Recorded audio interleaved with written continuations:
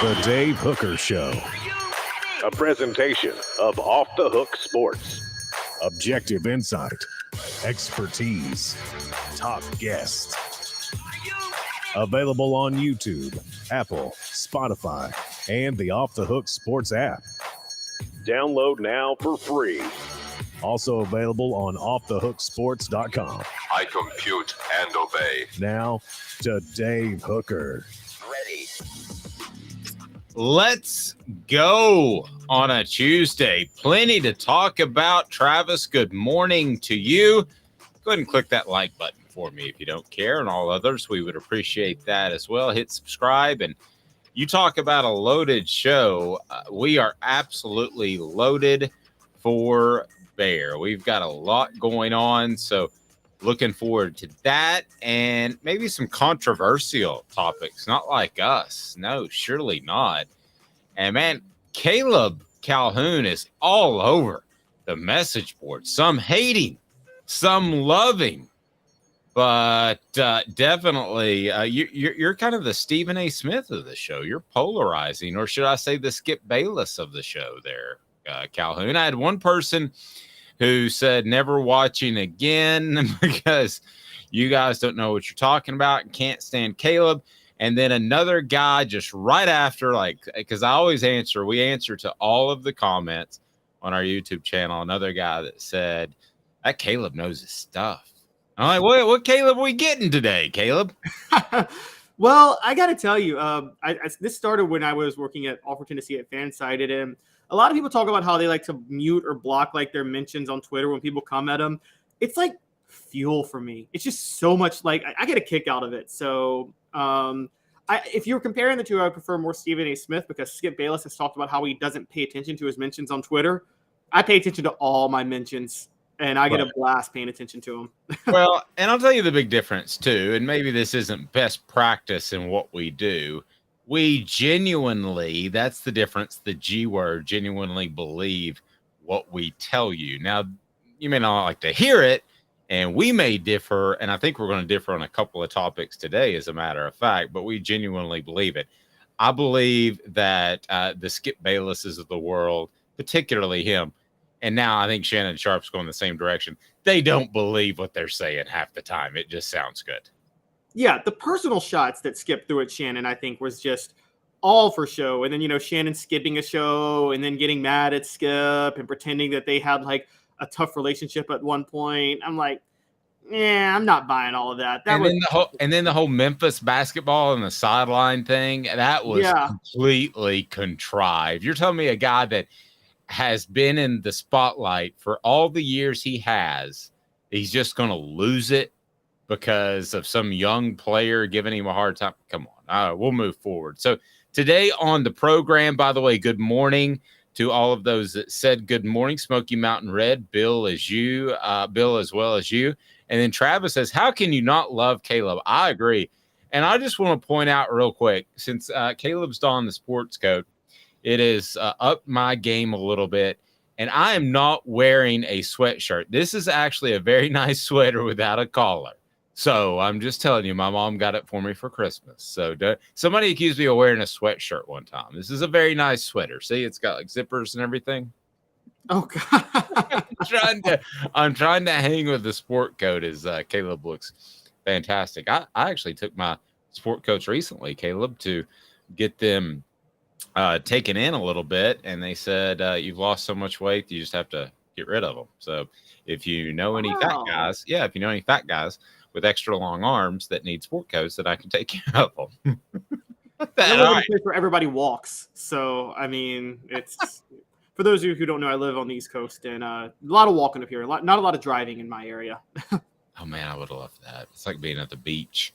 All right, so NCAA rules changes, how they could help the Vols. Also, what would be the most logical NCAA rules change? This all comes via Dennis Dodd is the one I saw who broke it, but somebody else may have been on top of it as well. I think there was a gentleman in Sports Illustrated that had a write-up on it.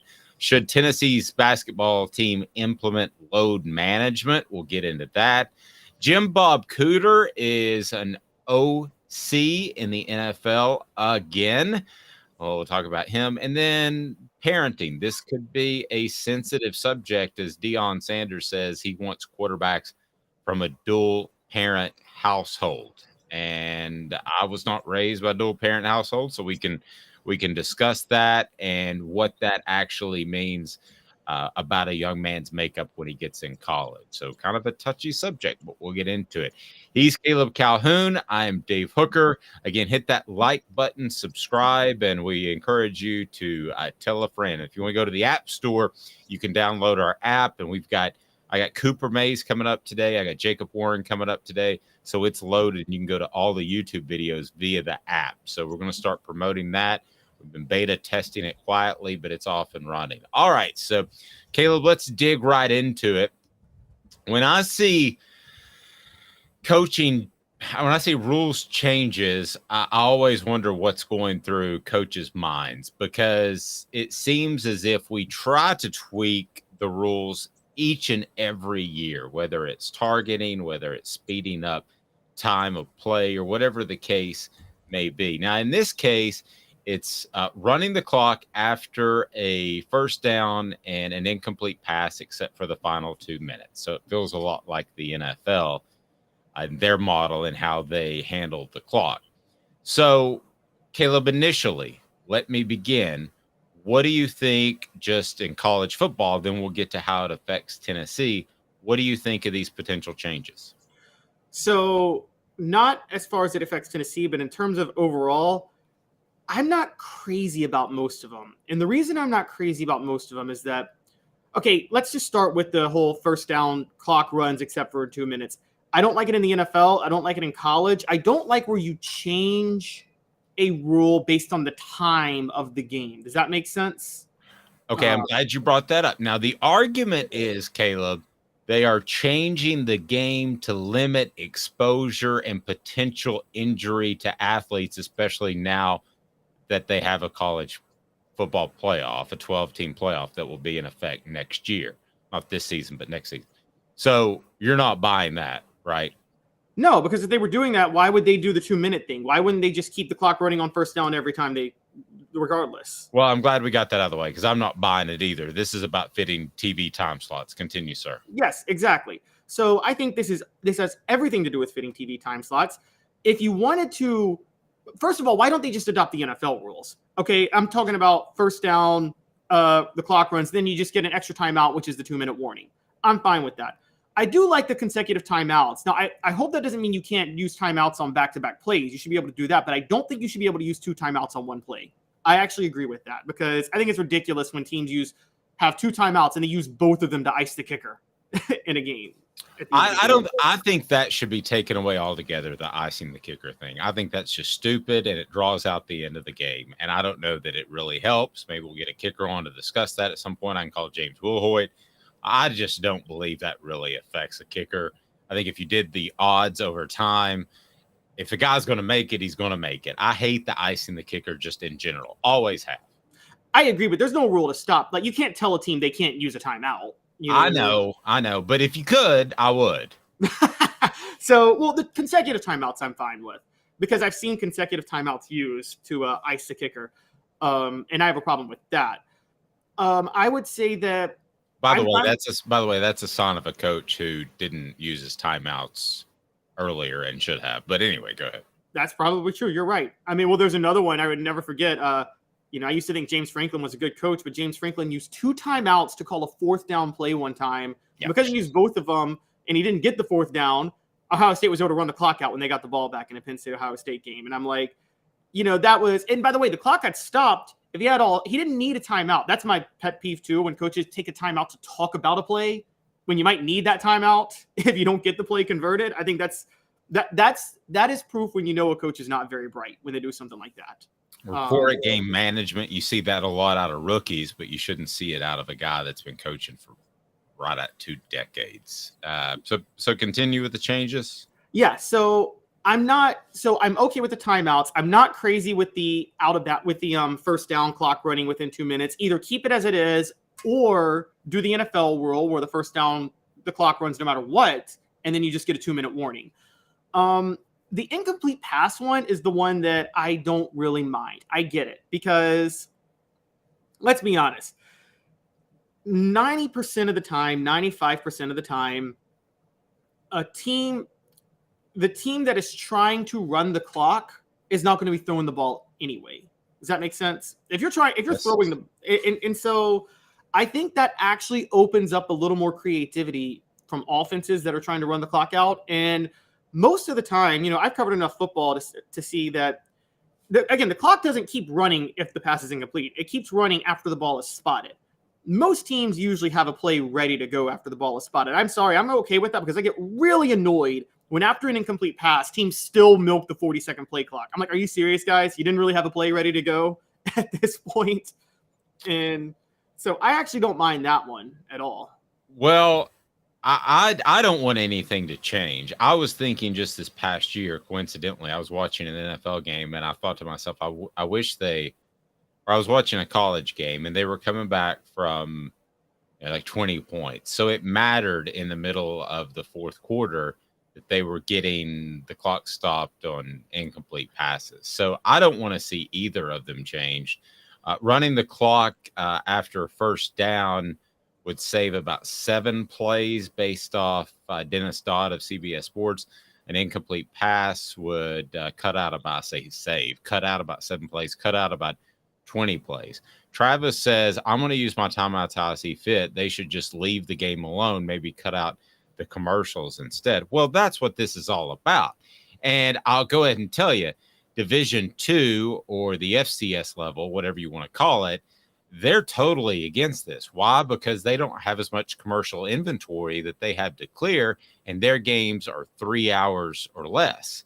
Whereas at the FBS level, they've got commercial inventory that they want to clear. Portions of the program brought to you by City Heating and Air Conditioning, cityheatandair.com. You might need a new unit. If you do, with City Heating and Air Conditioning, that it's not just a case where another part might have fixed it or some Freon. City Heating and Air Conditioning, integrity matters over 50 years in Knoxville. Let's say all these go through, okay? Just for the sake of argument. Help or hurt the Vols? You've got to call them up on Off the Hook Sports. Help or hurt the Vols? Minusculely, I don't know if that's a word, but minimally helps the Vols. The one that minimally helps the Vols is the incomplete pass, the clock runs on the spotted ball. The reason that helps the Vols, I say sometimes your biggest advantage is other teams' disadvantages. Tennessee's a team that doesn't really need the clock to stop that much with their offense because they run so fast. I mean, they're ready to snap the ball when the ball's spotted anyway, usually. So who cares if the clock starts on an incomplete pass? That causes a lot of problems for a Jimbo Fisher who loves to call every play from the sideline, loves to huddle and call the play. Doesn't cause any problems for Tennessee. So I think that one really helps the Vols. But you're still going to have to spot the ball. I mean, you're still going to have an official that's spotting the ball and is making sure both teams line up. It's just the difference is the clock's going to run. Well, the clock's going to stop. Remember, the clock stops on incomplete passes. The clock stops until they spot the ball. Right, but in this particular case, it's going to. When is the clock going to stop as you see it? At an incomplete pass, if you throw an incomplete pass, the clock's going to stop, and then the ball is going to be spotted, and then it starts to run again. Usually, by the time the ball's spotted, Tennessee's ready to snap it anyway. Like, they're almost always ready to snap it anyway. Now, as far as the first down rule, yes, that would hurt things like some of their 2-minute drives, but it doesn't affect 2-minute drives because Tennessee, again, they stop the clock still on first downs within 2 minutes. So, Travis, I'm sorry, go ahead. Oh yeah, I was going to say they stopped the clock. That was all I was going to say. They stopped the clock within 2 minutes. Travis says hurts them. We would have lost to Alabama with these rules. Now, in the final 2 minutes, Travis, keep in mind, and you're right, in the final 2 minutes, that the old rules or the current rules would still be in effect. Travis says our game's lightning fast as it is. Yeah, I think it would actually hurt Tennessee, and I'm going to take it from a completely different angle, Caleb. I think it hurts Tennessee from volume of plays. If you take out 7 and 20 plays, which would be the first downs and incomplete passes, respectively, then that's fewer plays that Tennessee's out there running around and wearing down a defense. So while the actual drive may be the same amount, the overall cumulative effect, I believe firmly, would make it more manageable for opposing defenses to keep up with Tennessee over time as opposed to wearing down. So I think it actually hurts Tennessee from that perspective. You know, the way I've watched Josh Heupel's offense the last 2 years, though, this idea that he wears defenses down with what he's doing, it doesn't bear out with his scoring. Last year, Heupel's best quarter was the second quarter. The year before, it was the first quarter. As a matter of fact, Tennessee was the best first quarter team in football his first year. Heupel's whole mantra is just score fast. I don't really think it's about wearing a defense down. I think it's scoring fast. And I've heard kind of Heupel say, like, he's not happy if he doesn't score within 6 plays, quite honestly. And you're not really wearing down a defense if you're scoring within 6 plays. And so I don't think the wearing down the defense has ever been really a focus of Heupel's. Man, I don't know. I would like to talk to some of those defensive players and how they felt in the fourth quarter. You're right. There's a wearing down through a drive, but I think more so than you, that there's a wearing down through the game. And that's a benefit to Tennessee. But ultimately, the speed of the game and catching people off guard, like you said, minimally, it might help, but it's not going to be a huge impact because they're going to catch teams off guard anyway. It's time for today's tough question. We get to that right now. Today's tough question is brought to you by Vassy Lawn and Garden. Man alive, it's worth a drive. Today's tough question. Take a side. Take a stand. The Dave Hooker Show, a presentation of offthehooksports.com. Today's tough question is brought to you by Vassy Lawn and Garden. I want to see some input from our chat board. So, what rule would you change in college football right now? It's brought to you by Vassy Lawn and Garden. Man alive, it's worth the drive. Vassy Lawn and Garden, whether you're looking for industrial mowers, commercial mowers, or residential mowers, Vassy Lawn and Garden, whether you're in Chattanooga, Knoxville, or Nashville, it's in Cleveland, Tennessee, man alive, it's worth the drive. Go to Vassy.com to learn more, especially if you're restocking your company's fleet or you're starting your own landscaping or mowing company. They'll save you money with their buying power. Vassy Lawn and Garden, man alive, it's worth the drive. Smoky Mountain Red says scheming more than speed, that is. Talk about offensive genius. Yes, I think he is that. But if there was one rule, I'm going to ask the message board, if there was one rule that you could change in college football, what would it be? Smoky Mountain Red already said move the kickoff back to normal because they can't get the running start. The XFL, as stupid as it is, had a pretty interesting idea. I don't know if you saw that. So the kicking team was lined up at the other team's 35. So follow me for just a second. And the return team was lined up at the 25. So there's no running head start. And once the ball is caught, not kicked, then the coverage team could then attack the recovering team. Does that make sense? Return team. Does that make sense? Right. But wouldn't you just kick it out of bounds every time then for a touchback if it's on the other team's 35? No. The kicking team is on the other team's 35. I know, but that would make it very easy to just kick it for a touchback every time, because if you can't kick it for a touchback when you're on the other team's 35, do they kick off from the other team's 35? No, I'm sorry. The kicker is still in his original spot. Oh, okay. The kicker's still in his original spot. Just the guys covering the kick are at the 35, and then the return team's at the 25. You're still kicking it from the other 35. Okay. That's not a crazy idea. It wasn't crazy. I saw it too, and I was like, this looks weird, but it's not the worst idea. It allows for more returns, but limits the injuries, because the thing with exactly. Injuries, even the first XFL in 2001 had some ahead of the curve ideas. That one's interesting. Now, the stupid one they had, remember where instead of a coin toss, you had to fight for the ball? Yeah, the first guy that did it separated his shoulder. Yeah. Remember that. Okay, here is what I would change, and I would change this across the board, college and the NFL. Particularly, it bothers me with the NFL. I would have, you know how you have running into the kicker and roughing the kicker? Yeah. I would have running into the receiver and roughing the receiver.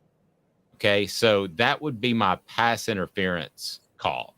So if it's a tangled feet sort of thing, yes, you're in the way, then that's a 10 to 15 yard penalty like it is in college. Automatic first down. But if you just maul the guy, then it's spot of the foul. So I would do that at the NFL to keep from those long 65-yard gains where an offensive play wasn't even made. And on the college side of it, listen, defensive backs are taught if you're beat, you need to just take the guy out. Yeah. So, and that's a 10-yard penalty. So there seems like there's some sort of middle in between scenario that would work a lot better. So that would be my change. What do you think of that? I love it. What you're talking about is what the NBA's done recently, which is the NBA has there's a foul and then there's a clear path foul, which is if in a fast break, the guy's beating everybody and then you just foul him from behind, then it's 2 shots and the ball. That is exactly what I'm talking about. That is exactly what I'm talking about. That's a better clarification. So go ahead and click that like button, thumbs up, subscribe if you haven't. We're with you each day at 10 a.m. The app is live. Just Google Off the Hook and your Off the Hook Sports in your Apple or Android app store. Caleb, what rule would you change? I've been interested all morning to hear because you've got some good ideas. So I've been intrigued. So one of the ones that's always bugged me, it deals with fumbles. Okay, so I'm going to go twofold here. One, a fumble should not, like if the offensive team fumbles, you shouldn't be able to advance the ball if you recover it like forward. Does that make sense? You shouldn't be able to advance a fumble. Now, if you lateral it and it's a fumble and you pick it up and you can run, that's fine. But if you fumble the ball forward and somebody else recovers it on your team in front of you and it counts as like a 5-yard gain, that shouldn't happen. You should get the ball back where you recovered it at that point. You shouldn't be able to recover the ball in advance. So that's the holy roller rule. Yes, but right now they have the rule just like on 4th down. It should be universal across the board. You can't advance a fumble forward. You can advance it. I think in the NFL, is it just 4th down or is it just after 2 minutes or both? Maybe it's both. I don't know. But my pet peeve is when they change the rules based on timing and situations. I hate that. Okay, so you would like to see that adopted by the college game. Right. And I would like to make it universal all the time. The other part of that with fumbles is this. If a player fumbles the ball into the end zone, out of the back of the end zone, the other team shouldn't get a touchback to get the ball back. You should have to recover a fumble on defense to get the ball. That's a huge pet peeve of mine, where if you fumble the ball out of the back of the end zone, the other team gets the ball. That's the dumbest rule in football to me. No, it's the dumbest rule in all of sports. I can't believe that I didn't think of that one. No, that's when you fumble out of the back of your own end zone and suddenly it's the other team's ball and they get it at the 20. I mean, how many games has that changed? It almost feels like 2 turnovers in 1. Yeah. It changed the Missouri game earlier this year in overtime against Auburn. The most infamous one with Tennessee, you probably covered it, was the Corey Anderson fumble at Alabama about 18 years ago. Probably the worst game I think I've ever watched in football was that Tennessee-Alabama game, the 6-3. Well, I've never felt so bad for a guy because he was local too, and Austin East, and I've never felt so bad for a guy because he knew what it meant. And you had to ask him the questions after, you know what this means because it's the Tennessee-Alabama game. How do you feel? And you have to ask those questions as a reporter, but how the H do you think he feels? He feels absolutely terrible. You know, and the thing is, everybody remembers the end. Just on a sidebar, the play I remember from that game is Lucas Taylor getting on his knees to field a punt and fumbling it. I don't know if you remember that one. That set up Alabama's first field goal. That was next level dumb football, like across the board. That was one of the worst games I ever watched. I remember that was it's like 2 teams were mauling each other more than anything, but I felt so bad for Corey Anderson. So be sure and hit that like button if you haven't subscribed at this point. I don't know what you're thinking, so you've got to do that. So you do. We both like each other's rule changes. Yeah, I'm a fan of each other's. I don't have as much of a problem if the ball moves forward and you advance it. But I definitely think the touchback rule is the worst rule in sports. But how would you fix it?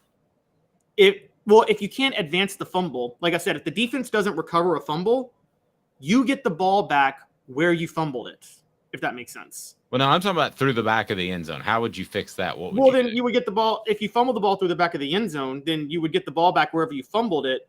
So say you fumble it on the 1 yard line and it rolls out of the back of the end zone, you just get the ball back on the 1 yard line, and it's the next play. And loss of down. So if I have on second down, it'd be third down, right? Yeah. Instead of second down, it'd be third down or whatever. Why has that not changed? Like yesterday, like in 1950. I don't know. It's like I've always had a belief that football sometimes makes up rules for theater, and I think that's one of those rules. It's just a dumb rule. It's a rule the equivalent of all the dumb rules in college basketball, which you know how I feel about that. And so it's a dumb rule in football.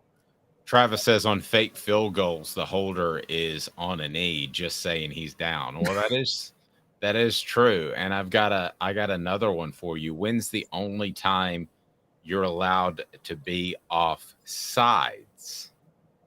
Do you know the answer to this? The only time you're allowed to be off sides? No idea. Okay. And it happens all the time. If anybody on the message board can figure that one out, then I will hook you up with a Hooker t-shirt. He's about to get drafted, so maybe they are relevant again. 2 minutes. He's Caleb Calhoun. I'm Dave Hooker. I'll tell you right after this, the one time where you are allowed to be offsides, and it happens multiple times in a game. 2 minutes off the Sports. Family has been creating jewelry since 1986. Each piece unique, with a story all its own. I'm Rick Terry with Rick Terry Jewelry Designs. I'm a jeweler, and I want to be your jeweler. We're grateful that you chose us to be Knoxville's best jeweler. My family and staff look forward to serving you. So please come see us. Kingston Pike and Campbell Station Road in the heart of Farragut and downtown on Gay Street, right next to the Tennessee Theater. Inflation has risen to the highest level in over 40 years, according to the April 2022 U.S. Inflation Calculator. Will your investments provide you the income you need in retirement? Are you losing purchasing power of your savings due to inflation? Simply stated, if the cost of goods and services are 8% higher and you're only earning 4% in your investments, that money buys you less of what you need. Right now is the time to act. Call Guardian Investment Advisors today. Hey folks, Gary Viles here. I want to personally invite you to North Knoxville's newest sports bar and restaurant. It's Big Orange Phillies, located in Black Oak Center. And yes folks, it's happening in Halls. Big Orange Phillies offers family-friendly environment with homemade meals and the best deli-style subs around. Billiards, darts, jukebox, shuffleboard, and cornhole, and a full bar. We also offer valet parking on weekends and during special events. We even have a covered back patio. It's happening at Big Orange Phillies. We want, we need, and we appreciate your business. Hi, Mike Davis here with City Heating and Air, reminding you to always dare to compare. Our team provides quality local heating and air service, installation, and maintenance across East Tennessee. We use only the best equipment like American Standard heating and air conditioning for your residential, new construction, or commercial needs. Honesty, dependability, and customer satisfaction have been the cornerstones of our business since 1961.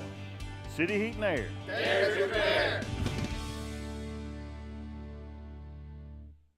Chattanooga, we're at it again. For the 5th year in a row, you voted us best of the best criminal and DUI law firm. And finalists for best law firm and best personal injury firm.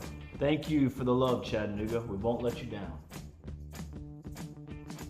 Do you want to own the more that owns every job? Then get to Vassey Lawn and Garden in Cleveland and get you a Toro. I'm David Vassey, here to talk to you about Toro.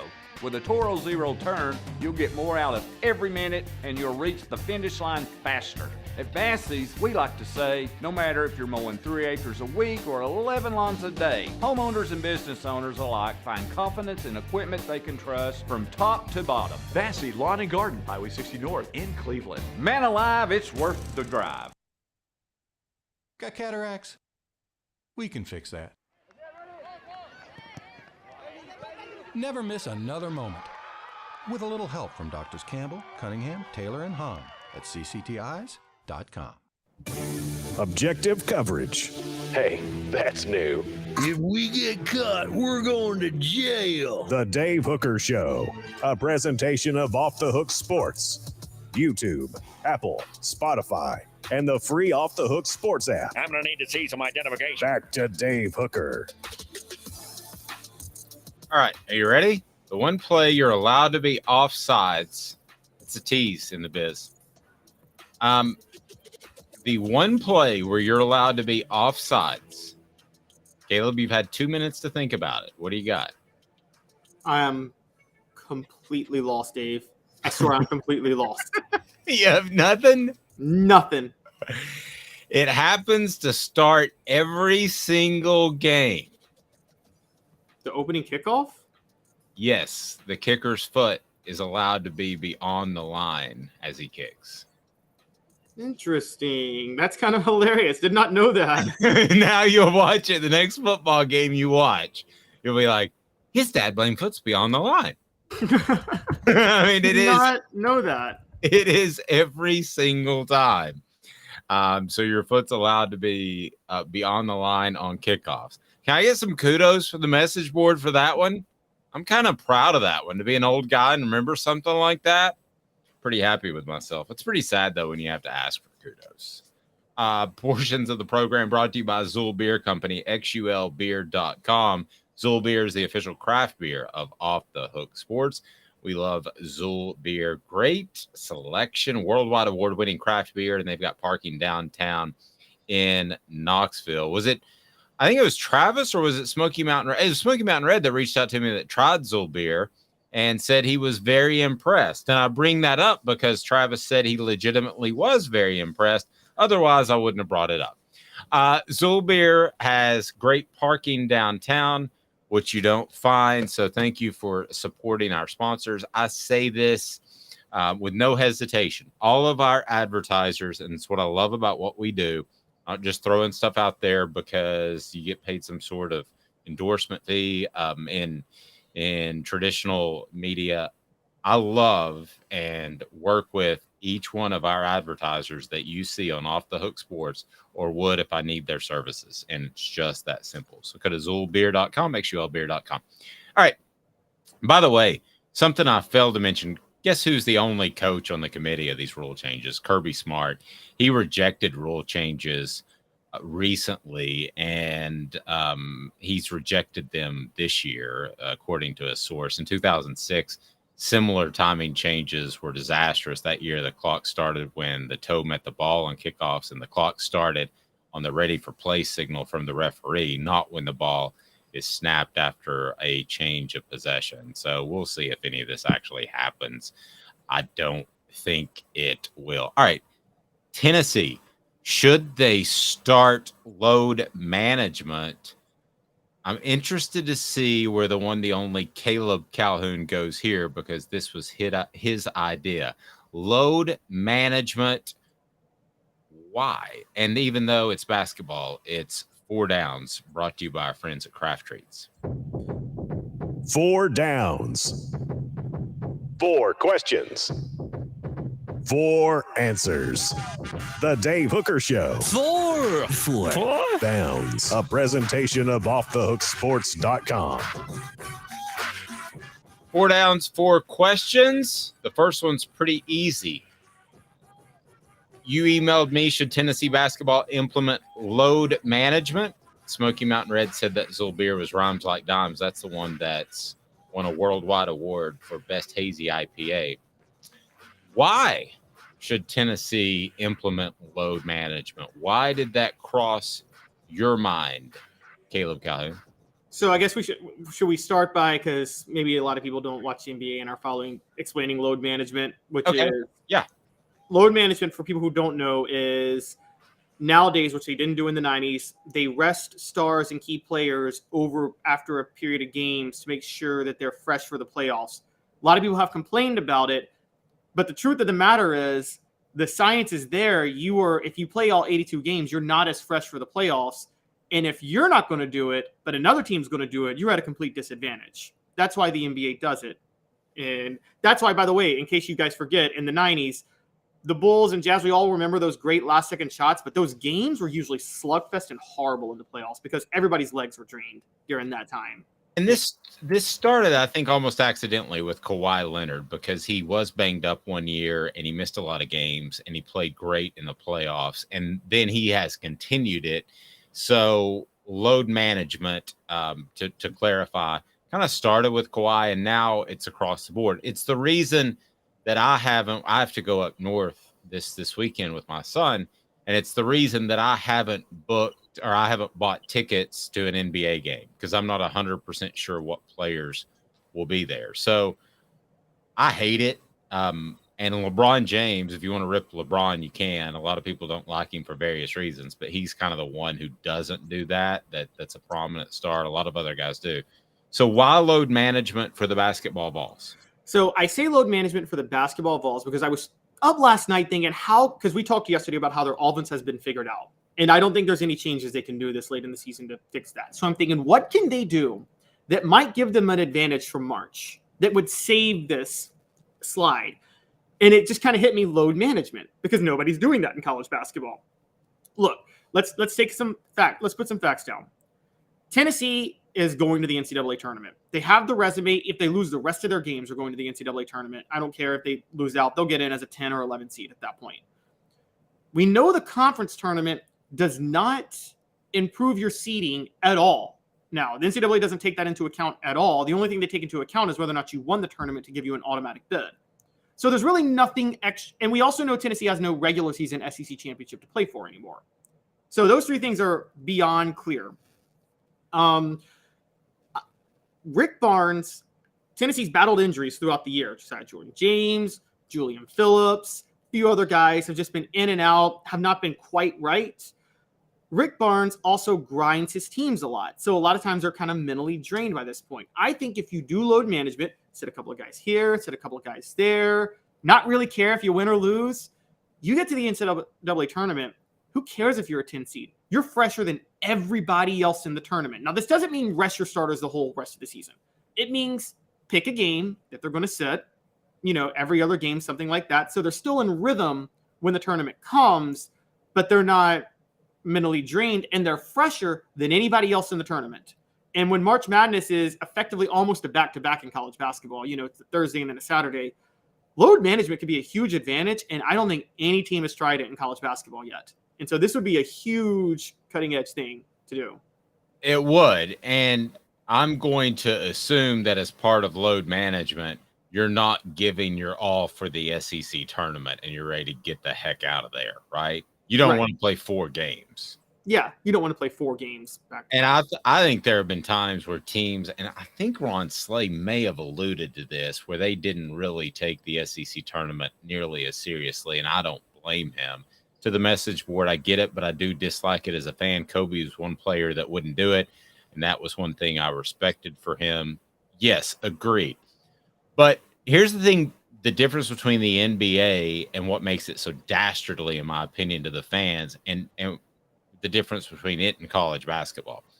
Nobody shows up in Tuscaloosa, Alabama, or Auburn, or wherever to see Santiago Vescovi play. Nobody's like, oh, I got to see Santiago Vescovi. I got to get there. So you're not losing a great appeal like being able to see. I went to see the Hawks play, and they were playing the Nets. I wanted to see Kevin Durant and James Harden because they were future Hall of Famers. I wanted my son to see that. And I wanted him to see Trae Young as well. So we got to go to that. But that's not like that in college basketball. So it's very different. Now, Travis says bye weeks are invaluable in football. That's like 14 days. Basketball is a lot on a body, and they play 2 times a week. I think he mistyped and said 4 times a week. John says, not sure resting our players would really help that much. If they aren't shooting, they aren't shooting. I'm going to agree more with John than Caleb on that particular point, but I do see where he's going. I do believe that Rick Barnes grinds his team. So second down was, what about the SEC tournament? We both already agreed. You're just going to go ahead and chuck that, right? Okay. Here's what I say with the SEC tournament. Play your starters on Thursday, rest them on Friday. So, they can have a little bit of rhythm, do some load management, mix them Thursday and Friday, because you want them to stay in rhythm. So, like, okay, if they play on a Thursday and then they don't have an NCAA tournament game till the following Friday, it might be a little rusty, forget fresh at that point. So if I'm doing this, though, I'm completely chucking it. If I'm doing this and Greg Sankey doesn't call me to complain, then I haven't done it thoroughly enough. I'm starting. You want to draw full attention to this. Oh yeah, no. I'm starting in the first game of the SEC tournament. I'm starting the last 5 players on the bench. See, I was just going to say continue load management through the SEC tournament because it doesn't matter. Like, don't try to win the SEC tournament, but I'm not saying throw the SEC tournament. I'm not sitting here saying rest all your starters. I'm saying throw the SEC tournament. Okay. I've covered a lot of those, and there's half the teams, if you pull the players aside, they're meaningless. It matters to Kentucky and really whoever hates Kentucky. And it's just, you win the regular season, that's a lot more significant in my mind. So second down was what about the SEC tournament? I'm pretty much mailing it in. And Greg Sankey's going to call me on Friday and say, hey, this makes a lot of money for the conference. I'm like, I don't care. So these 5 guys at the end of the bench, they needed some time. So I played Bob Jones and a guy named Alfred, who you've never heard of. And if Greg Sankey has a problem with that, go to the NCAA and stop colluding with them to make the conference tournament so meaningless where they don't even factor it into seeding with the selection committee. Make it matter more. Thank you. And you said the S word. What about seeding? Seeding. This is where you and I may differ. I would not at all do load management through the rest of the regular season pre-SEC tournament.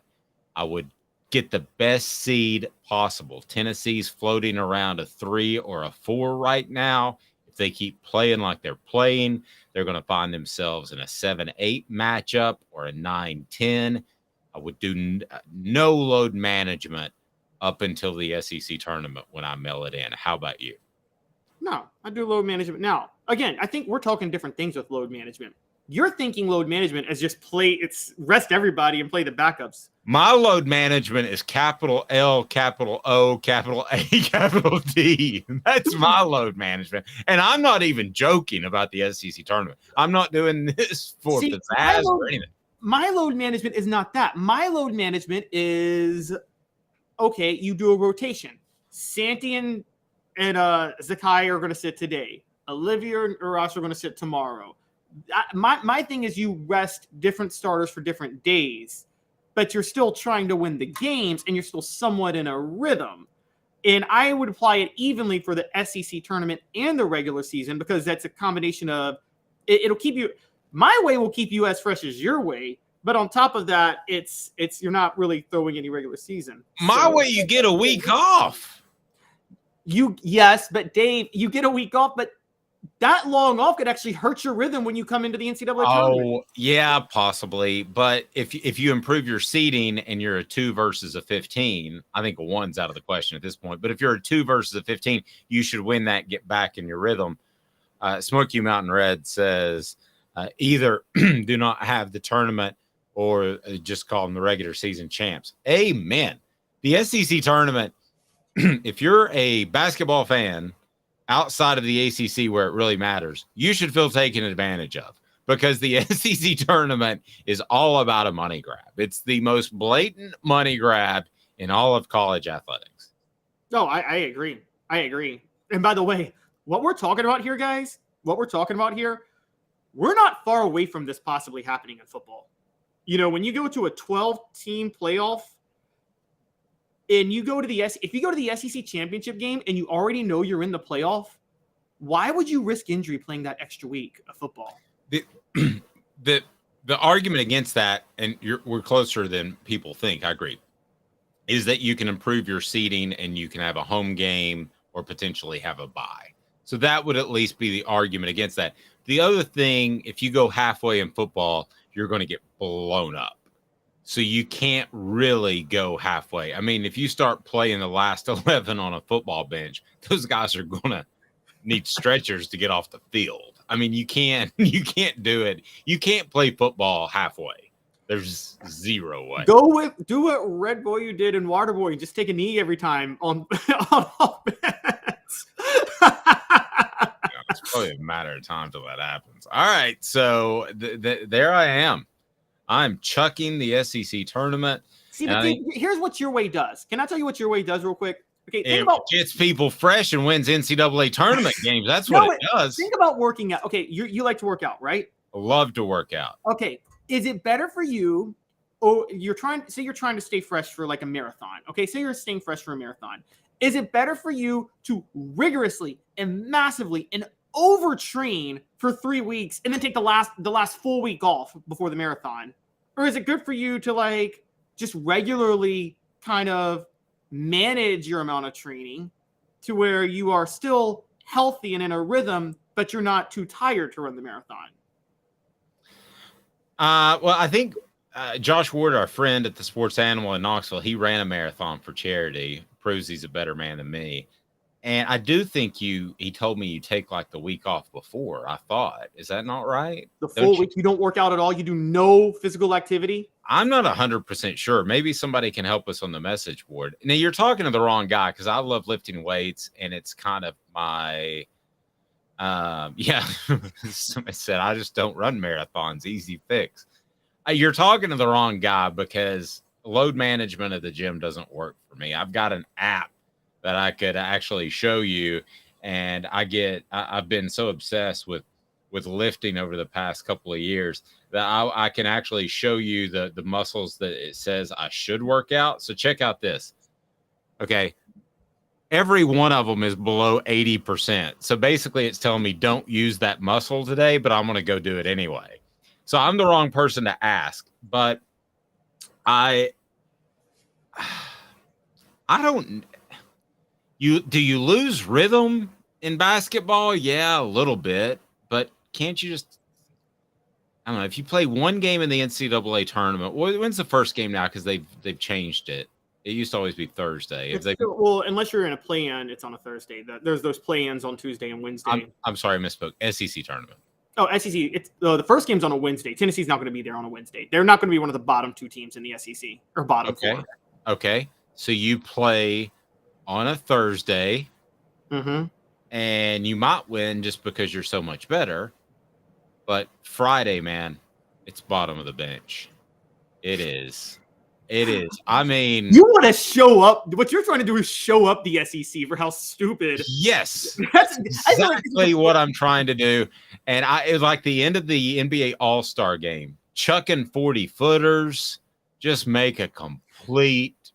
You know who did this one time? So in the NBA, Greg Popovich was really mad about the scheduling. You remember when the Spurs and the Heat played each other in 2 straight NBA finals, and the Heat won the first time, and the Spurs were looking for revenge the next time.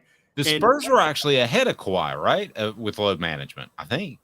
Yes, I think they were. They started that with that. That's why Tim Duncan extended his career. But yeah, what they did, this was hilarious.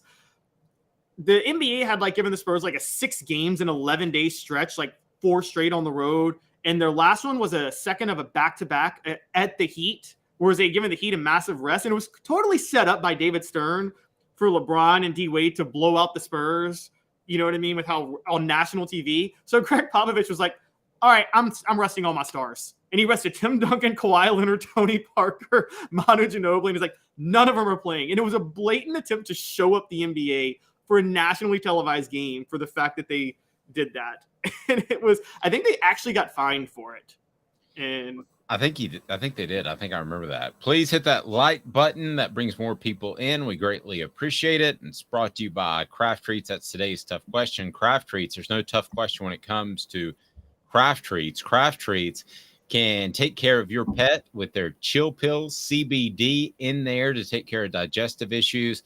Also, they'll be able to take care of arthritis and anxiety, as my dog has that because the foxes, plural, in my yard like to scream.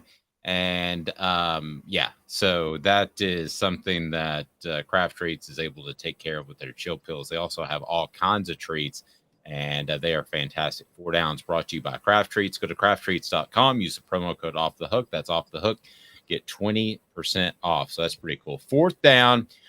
What about the mindset? Do you affect a team's mindset? I kind of think this plays a little bit into the rhythm thing. But if you've got a mature team, and I think Tennessee does, you're able to adjust. And I think Tennessee could adjust. I don't think that they're going to play poorly in the NCAA tournament just because you use load management, blow up the SEC tournament, as I suggest. Yeah, if you do it my way, my question would be, I mean, here's my thing when people complain about it. Baseball. For 100 years now, pitchers have been on a rotation every 5 games. Do they have a poor mindset when they hit the MLB playoffs because of that? Of course not. And so, I mean, I know that's a little bit of a different scenario, but the idea that you don't have the mindset to go all out, anybody who thinks that is go back and watch T.O. in that Super Bowl in 2005. Came back from a broken leg to play the Patriots. And if Donovan McNabb had not, I believe, gotten drunk the night before and been hungover in the Super Bowl and thrown up in the huddle, they might have actually won that game. Wow. Hadn't heard that theory. He threw up in the huddle, and some people say he was nervous and others say he was hungover. I watched a documentary on Bill Russell last night, and Bill Russell threw up before every game. Starting quarterback at my high school threw up before every game. Sometimes he would be under center and he would lift up his face mask literally with his hands under center and turn to the right and vomit. Other times he didn't have enough time on the clock to get his chin strap unbuckled and his face mask up. So he just puked through the face mask. Oh gosh. Wasn't that who was it for Tennessee, that the offensive lineman that threw up against Alabama this past year and then pointed at the Alabama? Was that Darnell Wright that did that? It was either Darnell Wright or it was Darnell Wright making fun of Jerome Carvin for doing it. Okay. I can't remember, but they pointed at the Alabama line and they're like, this is for you. To show their toughness. Yeah. And I did say Foxen, Travis. I did indeed. Absolutely love the fact that I can see far away. Never have been able to before. I had a near and far vision issues, and now I can see far away. And the next step is to get my near vision corrected. And we're going to do all that at Campbell, Cunningham, Taylor, and Hahn. Campbell, Cunningham, Taylor, and Hahn has local doctors, so you don't have to worry about some guy flying in from Tampa and suddenly working on your eyes and saying, hey, I hope everything goes well. Campbell, Cunningham, Taylor, and Hahn is where you go to get LASIK surgery or cataract surgery. They will absolutely take care of you, and you'll love Campbell, Cunningham, Taylor, and Hahn. Tennessee with a former player off to huge, monstrous, big-time things. Kudos to him. We'll discuss the ceiling that may lie in the ahead of him in the NFL. There might be a glass ceiling because of a very strange reason. He's Caleb Calhoun. I'm Dave Hooker. Back in 2 minutes. Sun, sand, and salt water, the beach is a very relaxing place. Unless you wear contacts. Ow! Open your eyes to the best the beach has to offer with LASIK vision correction from Campbell Cunningham Laser Center. Do you want to own the more that owns every job? Then get to Vassy Lawn and Garden in Cleveland and get you a Toro. I'm David Vassy, here to talk to you about Toro. With a Toro Zero Turn, you'll get more out of every minute and you'll reach the finish line faster. At Vassy's, we like to say, no matter if you're mowing 3 acres a week or 11 lawns a day, homeowners and business owners alike find confidence in equipment they can trust from top to bottom. Vassy Lawn and Garden, Highway 60 North in Cleveland. Man alive, it's worth the drive. Hey folks, Gary Viles here, Viles Automotive on Calhoun Drive. I've been selling cars here in East Tennessee for 27 years. In that time, I've come to realize it's not about the car. It's about you, the customer. So I'm here to take care of you just like family. Good credit, bad credit, you name it, we can get you taken care of. If we don't have it, we can find it for you. We go across the country to get any vehicle that you want. And here at Viles Automotive, we don't believe in fake numbers. We just give you great deals. And as always, we want, we need, and we appreciate your business. Hi, Mike Davis here with City Heating and Air, reminding you to always dare to compare. Our team provides quality local heating and air service, installation, and maintenance across East Tennessee. We use only the best equipment like American Standard heating and air conditioning for your residential, new construction, or commercial needs. Honesty, dependability, and customer satisfaction have been the cornerstones of our business since 1961. City Heat and Air. Dare to compare. Chattanooga, we're at it again. For the 5th year in a row, you voted us best of the best criminal and DUI law firm. and finalist for Best Law Firm and Best Personal Injury Firm. Thank you for the love, Chattanooga. We won't let you down. Our family has been creating jewelry since 1986, each piece unique with a story all its own. I'm Rick Terry with Rick Terry Jewelry Designs. I'm a jeweler, and I want to be your jeweler. We're grateful that you chose us to be Knoxville's best jeweler. My family and staff look forward to serving you. So please come see us. Kingston Pike and Campbell Station Road in the heart of Farragut, and downtown on Gay Street, right next to the Tennessee Theater. You're listening to The Dave Hooker Show, a presentation of OffTheHookSports.com. The internet is full of pictures of each and every one of you. Available on YouTube, Apple, Spotify, and the Off the Hook Sports app. Download now for free. Is there nothing you people can't do? Also available on OffTheHookSports.com.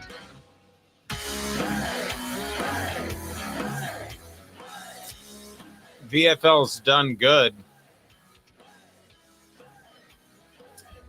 as a former backup quarterback continues to have a very successful career in the NFL. Let's go ahead and get to it. Jim Bob Cooter promoted as the offensive coordinator, or takes the offensive coordinator job for the Indianapolis Colts. Jim Bob Cooter has had a really successful NFL career. Your thoughts on taking over the Colts? I'm sure that Peyton Manning, who Jim Bob Cooter is very close with, made a phone call in that regard to help out Jim Bob Cooter. But Jim Bob Cooter is, aside from having a great name, turned into a really strong offensive coach. Your thoughts on him taking the Colts job? Yeah, I think this is a good move for the Colts. He's a very smart player. I forget, there's one test. I don't know if it's the Wonderlic or there's something that he scored really, really, really high on, and I'm forgetting the test it was. I think he was perfect on the Wonderlic test. Was it the Wonderlic? Okay. Mm-hmm. So he's a very smart coordinator. It's funny, just a quick story for everybody. In 2017, when I was covering Tennessee, Dave, don't judge me, I got swept up in the John Gruden rumors because there were people I thought were good reporters who I don't listen to anymore that were saying this is happening. And they were saying John Gruden to Tennessee is happening. And I did like a whole hypothetical on what John Gruden's staff could be. And I was thinking at the time he might be able to get Jim Bob Cooter in as an offensive coordinator at that point. And I even suggested that Jim Bob Cooter be looked at as a head coach because of his success as a coordinator at Detroit at the time. And I'm thinking, what if you brought in Jim Bob Cooter as head coach, T. Martin as offensive coordinator? You know, just kind of fun fan stuff at that point. Does Jim Bob Cooter, let me ask the tough question here. Does Jim Bob Cooter get hurt as far as ever getting a head coaching job because of his name? No. I think there's another reason he might get hurt from getting a head coaching job. Are you referring to the off the field issues? Yes. According to the Free Press, that arrest record has been expunged, though, or is no longer around. Which one? Not the more serious one. How about that? Are you talking about the cuddling incident? Yes, the cuddling incident. All right. So what hurts Jim Bob Cooter more? Is it his name, or is it the fact that he was arrested for driving under the influence in June 2006, suspended from Tennessee's football team? I don't think that hurts him very much. But then in 2009, later on, he was charged with aggravated burglary after climbing into a window and getting into a woman's bed. Those charges were later dropped. Now, it may have just been a cuddle, but those are frowned upon. Yeah, that's look. Yes. That's sexual assault if he did that. Yes. Well, cuddling assault, perhaps. But it's still assault. Like if now, what if, look, I'm going to, it may be possible that he thought it may be possible that he was drunk and thought it was his girlfriend or something like that. I don't know. Charges were dropped, so it may be possible that it didn't happen. Let's just be clear on that. Right. But how close was Stetson Bennett to doing the same thing? He was, I mean, he couldn't get in, and he wants a good cuddle, and there's every opportunity that could happen. at any moment. Travis says his name has to play a factor. I think so too. I always say fear the good-looking coach. And what I mean by that is some coaches get jobs because they're good-looking and they look good at that opening press conference. So fear the good-looking coach, I have always said. And this is the other side of that. Do you want to hire a coach named Jim Bob Cooter? And I think it hurts him. I think he should have changed it to James or something a long time ago. I'm being dead serious. I do not think it helps him to be named Jim Bob Cooter. I mean, at some point, he could have changed that to Bob Cooter or Jim Cooter. Lord, you know the worst part about this, because of YouTube's new policies, we might get demonetized just by saying his last name. Yeah, I mean, that is what I mean. At what point do you say that I'm going to just go by James or Bob or Robert? James Robert. I go by James Robert. Yeah. I mean, yeah, then it sounds almost stately. Yeah, James Roberts. Yeah. Cooter. But it still ends in Cooter. No, he might drop the last name. I get your point with the pretty boy. You seem to be referring to a specific coach you're not really a fan of, who had really good hair, who knocked it out of the park. Oh, Derek Dooley? Yes, who knocked it out of the park in the press conference. Yes. Yes. And also, I see it happen in high school a lot. Yeah, I could see that. Dooley looked like if Hollywood had created an SEC coach, they would have Derek Dooley play the role, honestly. Yeah. So I get your point. What the hell? What were his parents thinking? What? They can't control the last name. Well, I know they can't control the last name. I know better than you. But I mean, my last name's Hooker. Everybody says I was I had to go to the pharmacy yesterday to pick up something for my wife, and they said birthday. I gave them the birthday. And they said last name, and I said Hooker. And they said, "Can you spell that, please?" And I said, "Just like it sounds." And I always say that, or I say just like the working women, and it always stuns. So, and there's always like an elderly lady. I always use just like the working women with the elderly ladies, because they always look at me like, "Holy Hannah, that's inappropriate." Oh my gosh! So that's my favorite. Don't forget Houston Nutt. Like that you got a better last name than Houston Nutt. I don't know. I think Hooker's worse. Hooker, Cooter, Nut, which is the worst. Oh, and then Booty, because John David Booty and Josh Booty. Booty's kind of cool, though. I got some booty going on. I mean, I like that. Hooker's just, and by the way, it stems from you probably know this, you're big into history, a Civil War general, right? Yes, Joseph Hooker, who went to Lincoln and said, "I need some women to raise the morale of my troops." Yes, and they were one of the most successful battalions until syphilis. I mean, and that's not what find the happened. right women. That's what we know. Yes. Look, okay. Have y'all seen Lincoln's wife? He didn't have good taste in women. Right, but Hooker paid women to go with his troops on battles, and then they were very successful. And then syphilis ran throughout the entire battalion. So they were just supposed to be company, but they did company. Yeah. Look, Lincoln's my favorite president, but like I'm not buying the company part. Lincoln's your favorite president. You're as bad as a Cowboys fan. Lincoln should be everybody's favorite president. Portions of the program brought to you by Andy Mason Real Estate.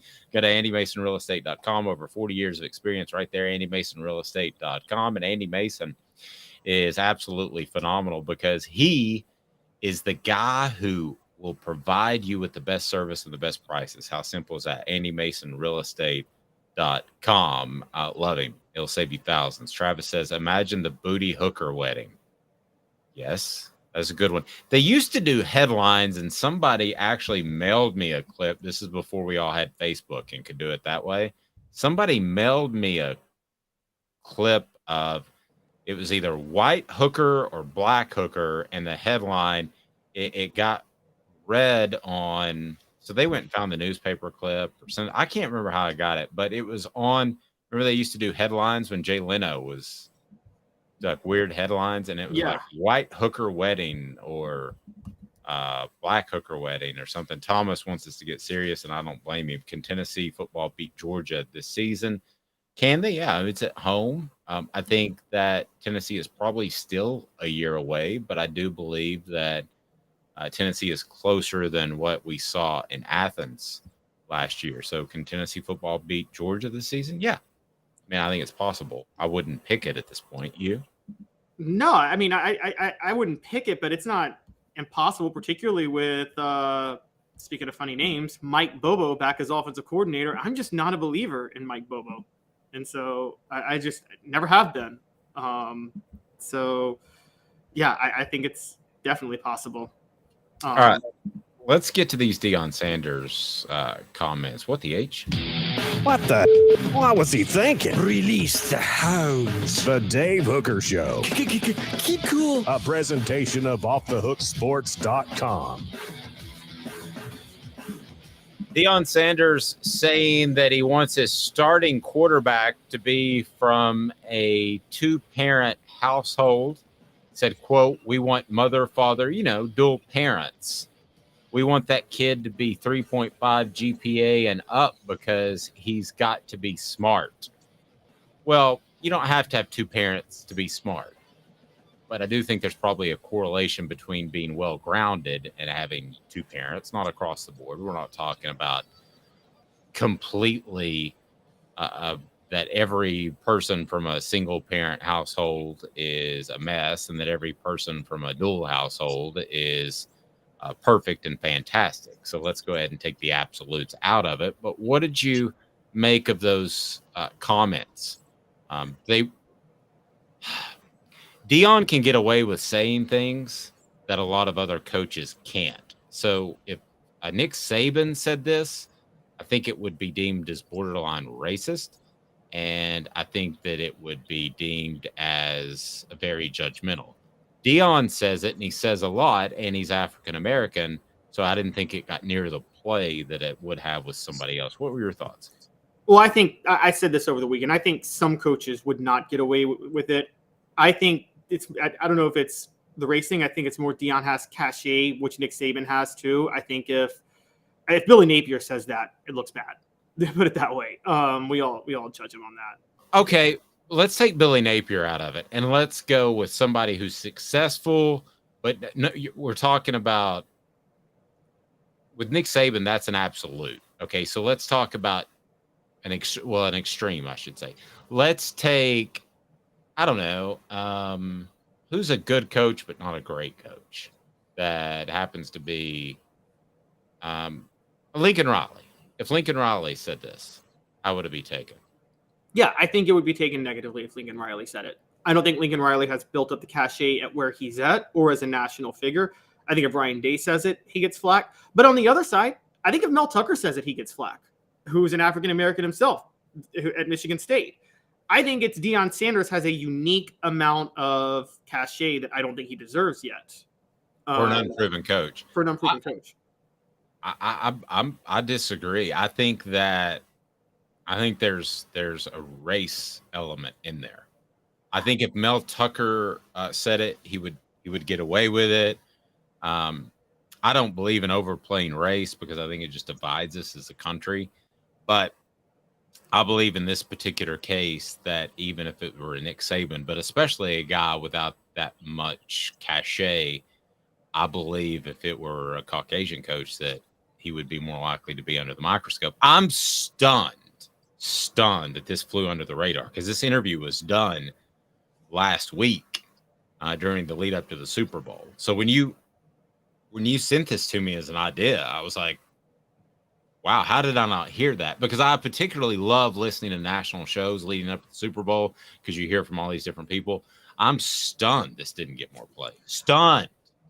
I think, and I will say this, and I would be consistent. I don't care if it's Deion or Nick Saban. I think it's an awful thing to say.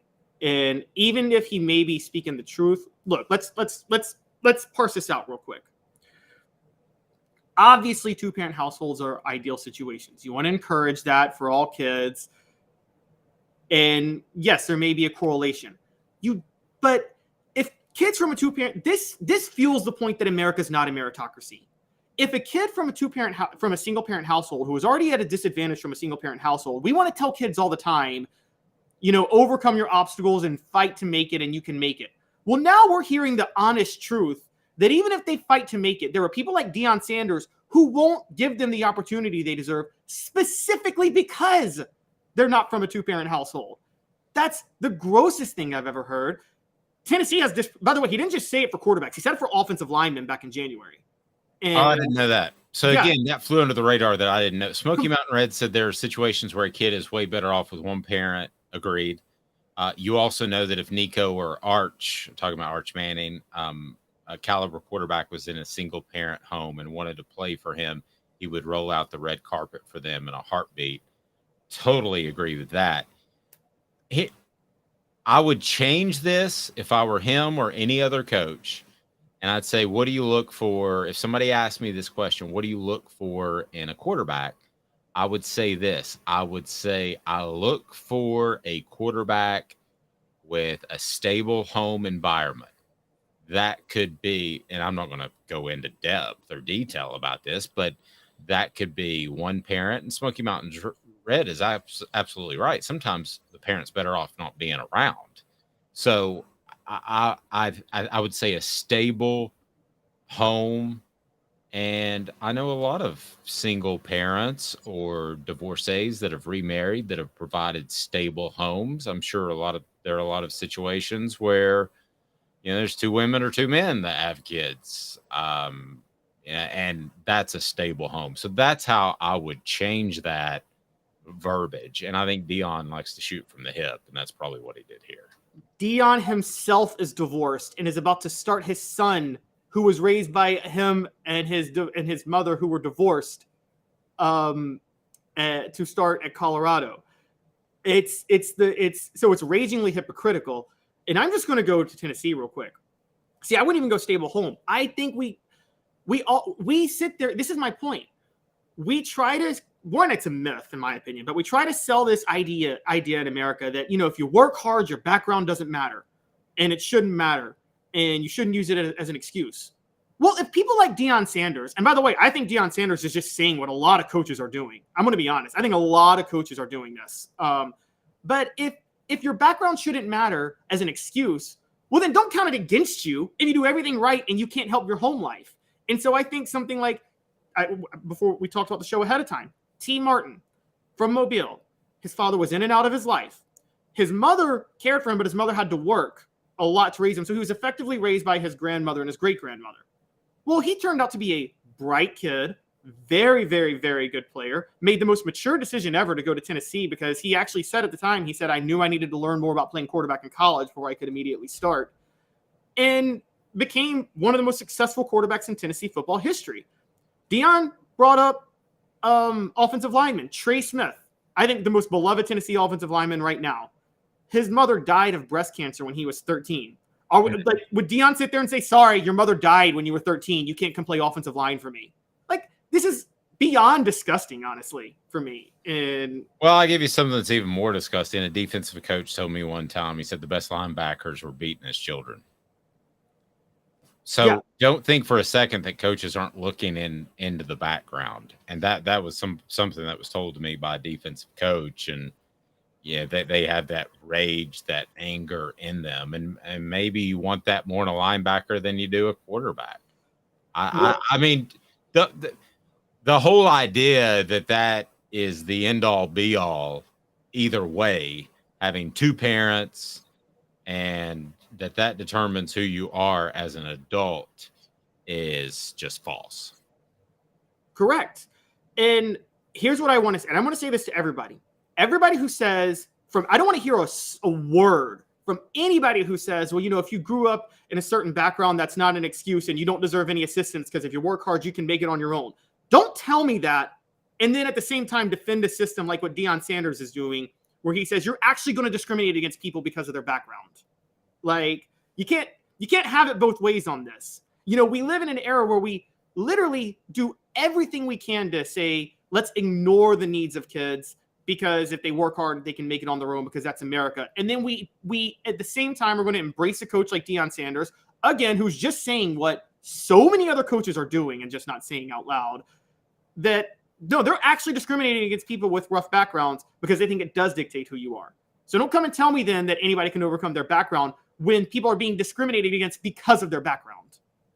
Portions of the program brought to you by Zach England of Best and Brock. Zach England of Best and Brock. You can go toe-to-toe with those insurance company attorneys, and he will absolutely get what you deserve in the Chattanooga area when it comes to personal injury. Zach England of Best and Brock. Zach's got your back. Tomorrow, 10 a.m. Eastern time, as always, live, and Ron Slay will join us. The former Vol talk some hoops, maybe some load management. For Caleb Calhoun, I'm Dave Hooker. This has been a presentation